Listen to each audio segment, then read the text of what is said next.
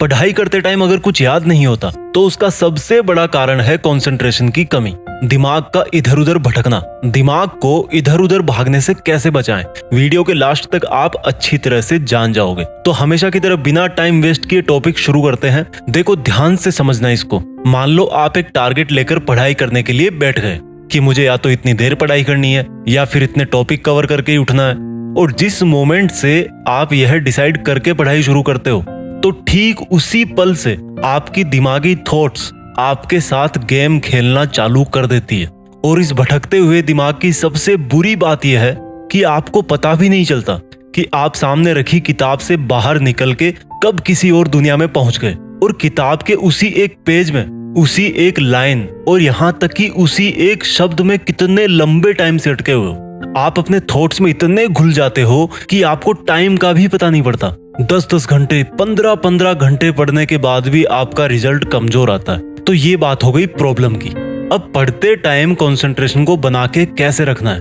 देखो, आपको करना यह है कि जिस मोमेंट में आपको ये पता पड़ जाए कि यार मेरा ध्यान किताब में नहीं बल्कि किसी और जगह पे है, तो उसी वक्त आपको एक काम करना है। आपका मन जिधर भी भटक कर पहुंच गया, ठीक उसी पॉइंट से आप उसको रिवर्स गियर में ट्रैक करो। यानी कि आपने किताब से ध्यान हटा करके उस पॉइंट तक पहुंचने के बीच में जो कुछ भी सोचा उसको एक मूवी समझकर उल्टा प्ले करो। समझ में नहीं आया?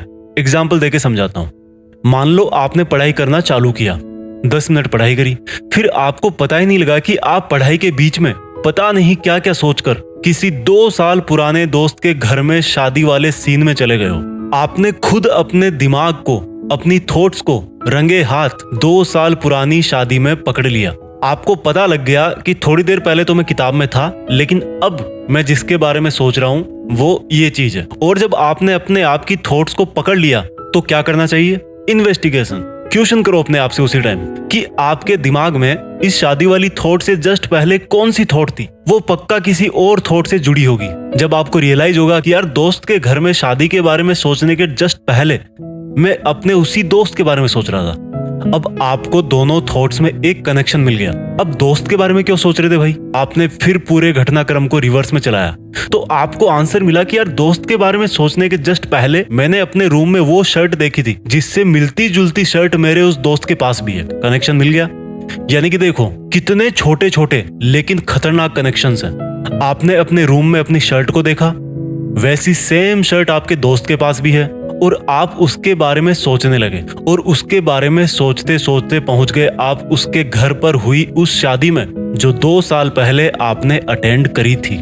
ये मैंने आपको एक बहुत छोटा सा कनेक्शन बताया, नहीं तो थॉट्स के बहुत कॉम्प्लिकेटेड कनेक्शंस बन जाते हैं। ठीक है, तो रिवर्स ट्रैकिंग से आपको प्रॉब्लम की जड़ पकड़ में आ गई कि जो गलती आपने अभी अपनी शर्ट को अपने सामने टांग करके करी है उसको अगली बार ना करो। वो शर्ट आपके लिए एक डिस्ट्रैक्शन है, उसको पढ़ते टाइम अपने सामने मत रखो। इस तरह से जब भी आप अपने दिमाग को भटकते हुए पकड़ो तो उसको रिवर्स में ट्रैक करो और अपने आप से क्वेश्चन करो कि उसका रूट पॉइंट क्या था, कहां से शुरू हुआ। आपको उस रूट पॉइंट को मैनेज करना है जहां से आपके डिस्टर्बेंसेस चालू होते हैं और एक थॉट से दूसरी थॉट में कनेक्शन बनता जाता है। हो सकता है आपके थॉट्स मोबाइल के नोटिफिकेशन से चालू हो गए हो, कोई गाना सुन करके हो गए हो, किताब पे चढ़े हुए अखबार के कवर पर कुछ लिखा होगा, कोई आर्टिकल छपा होगा, हो सकता है आप खिड़की के पास बैठ के पढ़ रहे हो, उसके बाहर कुछ देखा होगा।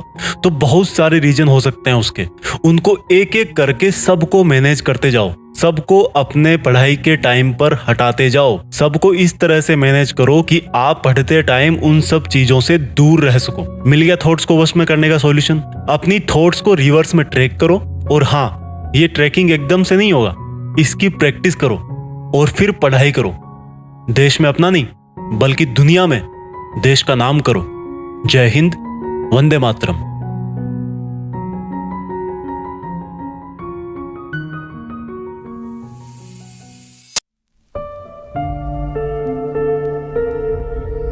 जीत फिक्स।